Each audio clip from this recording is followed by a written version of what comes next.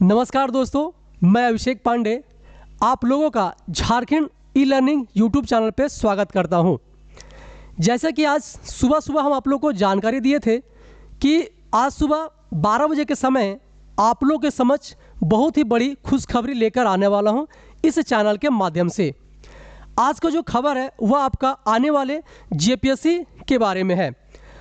आगामी जेपीएससी की तैयारी हेतु उन सभी अभ्यर्थियों के लिए महत्वपूर्ण एवं सुखद खबर है कि जेपीएससी के नियमावली के अनुसार नई नियुक्तियों में कितने पदों का सृजन निश्चित हुआ है, उन पदधारकों की आवश्यक योग्यता कितनी है, इन सभी बातों को लेकर आज आपके समक्ष झारखंड के सबसे अनुभवी शिक्षक रमन सर आपके बीच उपस्थित होने वाले हैं, जिनका लंबा अध्यापन काल रहा है और जेपीएससी समेत अन्य राज्यों के प्रशासनिक परीक्षाओं में भी इनके द्वारा पढ़ाए गए छात्र छात्राएं चयनित होकर अपनी सेवाएं दे रहे हैं। ऐसी स्थिति में झारखंड के होनहार बच्चों को रमन सर का साथ मिले, जिसमें उन्हें पीटी और मुख्य परीक्षा की संपूर्ण जानकारी बिंदुवार साझा किया जाए। अतः आपके बीच आपके चहेते सबसे चर्चित शिक्षक रमन सर आने जा रहे हैं। तो आज के सेशन को आप लोग ज़्यादा से ज़्यादा शेयर कीजिएगा और उन सभी जेपीएससी के अभ्यर्थियों के साथ जरूर पहुंचाने की प्रयास कीजिएगा। तो चलिए हम लोग स्वागत करते हैं रमन सर का। प्लीज़ सर आप आएँ और बताएं कि जेपीएससी के बारे में क्या क्या आप यहां से इस चैनल के माध्यम से देने वाले हैं। तो चलिए हम लोग रमन सर से ही सुनने का प्रयास करते हैं। धन्यवाद सर। चलिए, सबको अभिनंदन है, नए वर्ष का स्वागत है, अभिनंदन है। तो आज मैं आप लोगों के बीच में आया हूं और विषय ये है कि राज्य की सर्वोच्च प्रशासनिक परीक्षा की तैयारी का बिगुल फूंका जा चुका है। वर्ष 2024 का आगाज है आज, और आज के बाद उन सभी होनहार प्रतिभागियों के लिए आज के दिन की शुरुआत होने जा रही है। और खासकर उनके साथ आज मेरी बातें होंगी, संवाद होगा, जो राज्य की सर्वोच्च प्रशासनिक परीक्षाओं की तैयारी में पिछले कई महीनों से नहीं वर्षों से सपने पाल रखे हैं। अर्थात जिन होनहार साथियों को, अभ्यर्थियों को जो स्नातक हैं, परास्नातक हैं और जिन्हें राज्य की गौरवमयी पद का हिस्सा बनना है, उनके लिए आवश्यक जो है उनके सपने साकार होने का समय आ गया है। तो ऐसी स्थिति में एक शिक्षक होने के नाते हमारा दायित्व बनता है कि कुछ जानकारियां साझा की जाएं। ये वो जानकारियां होंगी जो हर एक उस महत्वाकांक्षी युवक और युवतियों के लिए एक तरह से महत्वपूर्ण जानकारी मानी जाएगी। तो मैं क्या बताने की कोशिश कर रहा हूं कि वर्ष 2024 में जनवरी महीने में ही कई पदों का सृजन निश्चित हुआ है, जिसकी नोटिफिकेशन बस आना ही बाकी है। तो उनमें संभावित पदों की संख्या क्या होगी और उनकी शैक्षणिक योग्यता क्या होगी, इस पर एक सांकेतिक जानकारी मैं आप सभी परीक्षार्थियों से साझा करने की तैयारी में जुटा हूं। इसी क्रम में जैसा कि आप थंबनेल में देख रहे हैं, मेरी कोशिश होगी कि आज मैं बताऊं कि जो पुलिस सेवा अर्थात 3 स्टार की नौकरी जो गर्वीले अंदाज से जीने की ख्वाहिश रखते हैं, उनके लिए विशेष कुछ उनके बारे में बताऊं। उस पद की शारीरिक योग्यता का भी ज्ञान आपके लिए वांछित है। तो मेरी इच्छा होती है कि मैं आपके साथ कुछ जानकारियां साझा करूं। तो चलिए इस दिशा में कुछ बातें की जाए। तो वर्ष 2024 में होने वाली इस परीक्षा का जो 3 चरणों में परीक्षा होती है, आपको पता है, पीटी, मेंस और इंटरव्यू। जहां तक जनवरी में इसके नोटिफिकेशन की गुंजाइश है, जिसकी निश्चितता सी हो गई है, इसके लिए संभावित रूप से पीटी की परीक्षा मार्च एंड चाहे अप्रैल में हो सकती है। ऐसी स्थिति में इन सीमित समय में पठन पाठन का क्या कार्य होगा, क्या तौर तरीका होगा, इस पर भी बिंदुवार मैं जानकारियां आपसे साझा करता चला जाऊंगा। और मेरे सम्मानित जितने भी साथी शिक्षक हैं, सबके समग्र प्रयास से आपको जानकारियां साझा की जाएंगी। लेकिन आज विषय यह है कि अभी जानकारी मैं साझा कर दूं कि इस समस्त सेवा के लिए झारखंड प्रशासनिक सेवा जो जेपीएससी करता है उसमें उप समाहर्ता पदों के लिए कितने पद संभावित हैं। तो यह मैं बता दूं कि उप समाहर्ता जिसे अंग्रेजी में डिप्टी कलेक्टर कहते हैं, जिसमें बीडीओ और सीओ जैसे पद सृजित हैं, इनके कुल संभावित पदों की वर्तमान के संकेत पर जो संख्या निश्चित सी दिखाई देती है वो 207 है, अर्थात 207। इतना ही नहीं, पुलिस उपाधीक्षक या कहा जाए कि डीएसपी पद के लिए पदों की संख्या जो निश्चितता के साथ अभी तक दिख रही है कार्मिक विभाग की ओर से, उनके पदों की संख्या 35 है, 35 है।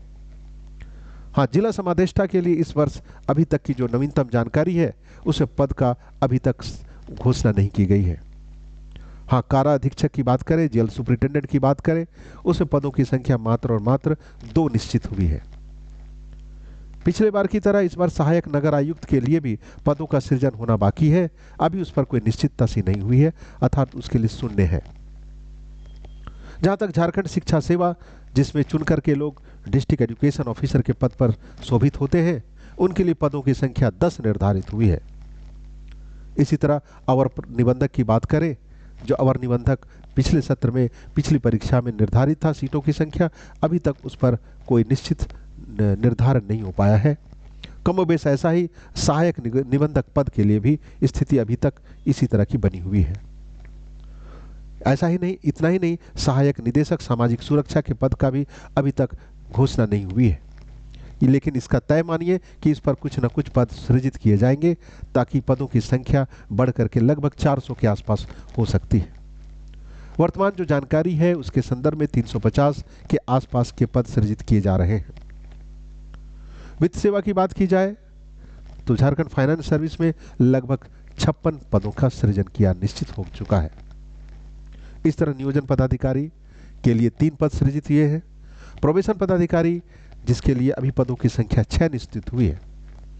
यहाँ आपकी जानकारी में बता दूं कि प्रोबेशन पदाधिकारी वैसे पदाधिकारी होते हैं जो कैदियों के सामाजिक और आर्थिक स्थितियों का पता लगा करके और उनके बेहतरी की बातें करते हैं, उनके बेहतरी के उपाय करते हैं। इस तरह झारखंड श्रम सेवा के लिए भी करीबन 14 पदों का सृजन किया जा चुका है और झारखंड उत्पाद सेवा के लिए 3 पद सृजित किए गए हैं। ऐसा ही सहकारिता पद अर्थात कोऑपरेटिव पद के लिए भी लगभग 8 पद सृजित किए जा चुके हैं। तो ये जो औपचारिक जानकारियां थी मैंने इसलिए साझा किया ताकि उन अभ्यर्थियों को ये जानकारियां मिल जाएं जो इस परीक्षा की तैयारी के लिए लंबे अवधि से लगातार मेहनत किए जा रहे हैं। तो यहाँ मैं बात करना चाह रहा हूँ विशेष रूप से आज की जो सत्र है मैंने केंद्रित कर रखा है उन अभ्यर्थियों के नाम जिन्होंने अपने वर्दी वाली नौकरी पर जिन्हें गर्व है और वो उसे ही अपनाना चाहते हैं। तो ऐसे एक नहीं बल्कि अनेक मैंने छात्र छात्राओं से संवाद किया है, बातें की हैं, तो उनकी ख्वाहिश होती है यदि झारखंड में सेवा पाना है तो पुलिस सेवा ही पाना है। तो यहाँ पर यह जानना भी जरूरी है उन सभी होनहार छात्रों के साथ जिसके ये पद बहुत दिनों से उन्हें पुकारता है। तो मैं बता दूं कि पुलिस उपाधीक्षक हो, चाहे जिला समादेष्टा हो, चाहे काराधीक्षक हो, इनके लिए कुछ शारीरिक योग्यताओं का होना बेहद आवश्यक है। और बड़े आश्चर्य की बात है कि इन सारी जानकारियों को उन अभ्यर्थियों तक जानकारी ना होने के कारण वे अंततः प्राथमिक योग्यता जब तय करते हैं अर्थात फॉर्म भरने के क्रम में तो अपनी योग्यता को निश्चित किए बिना ही फॉर्म भर देते हैं।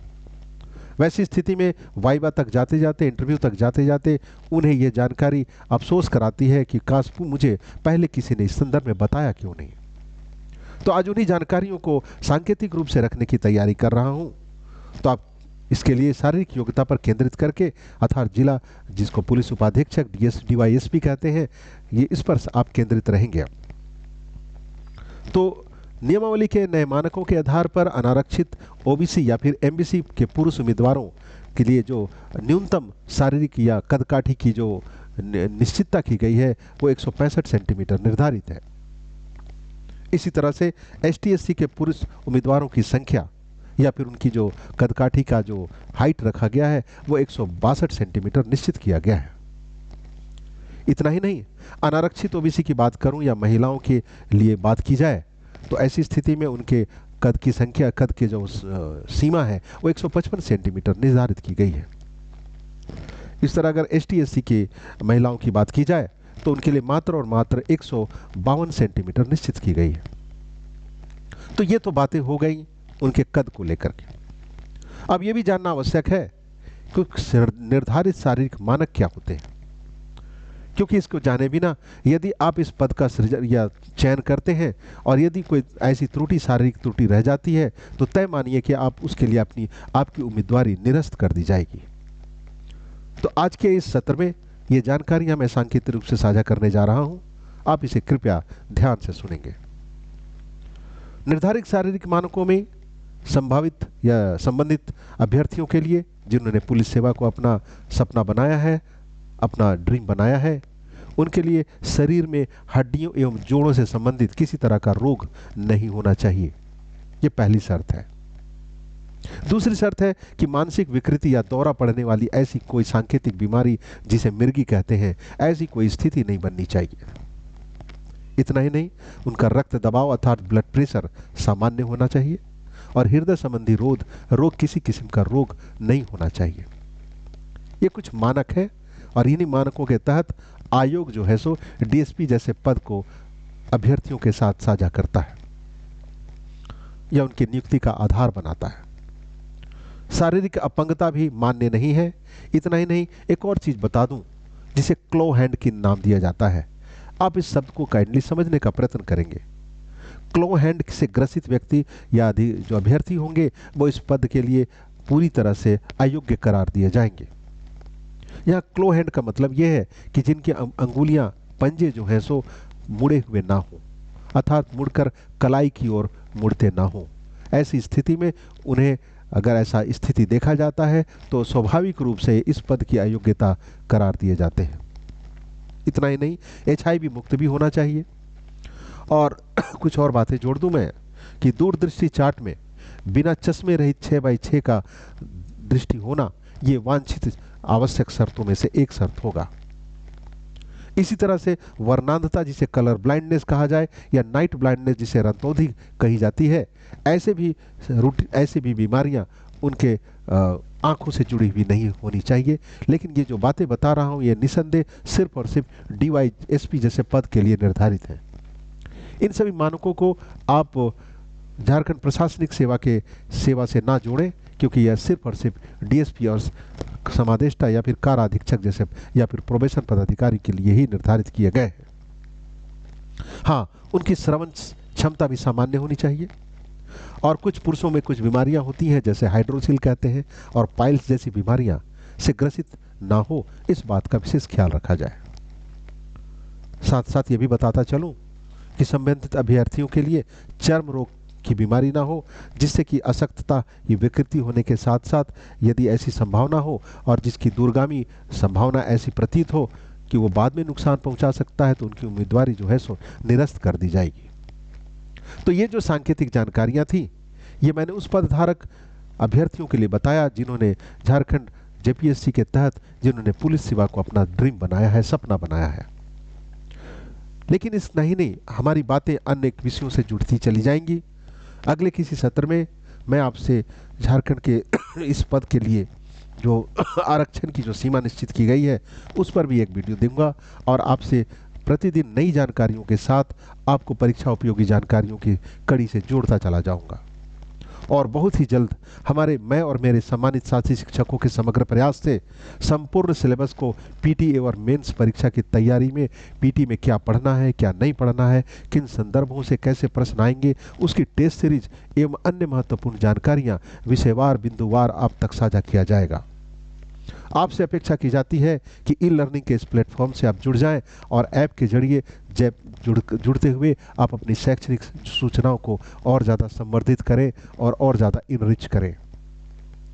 तो आज के इस नए वर्ष के इस पहले दिन से आगाज करते हुए मैं सब आपको प्रॉमिस करता हूं कि आने वाले दिनों में हमारी सामूहिक प्रयास के द्वारा हम लोग JPSC के इस बड़े मुहिम को, इस शानदार प्रयास को आगाज करते हुए इसे अंजाम तक पहुंचाने का पुरजोर प्रयास करेंगे।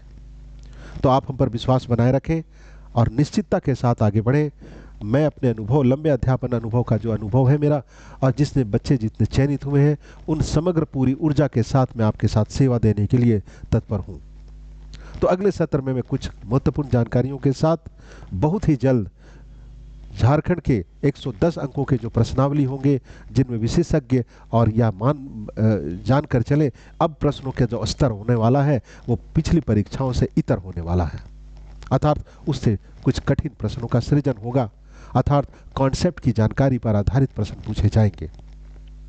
तो उन सभी अभ्यर्थियों के लिए मैं उन्हें आमंत्रित करता हूं आज के सत्र में, और आज के सत्र के साथ आप अपने मित्रों के साथ आज के सत्र को साझा करें, लाइक करें, सब्सक्राइब करें और जल्दी से हमारे ई लर्निंग के प्लेटफॉर्म से जुड़ जाएं, ताकि आने वाले दिनों में पूरी तैयारी और पूरी ऊर्जा के साथ हम लोग नई बातों को सुन सकें, समझ सकें और आपका भविष्य रचने में आप हमें अपना सहभागी बना सकें। धन्यवाद।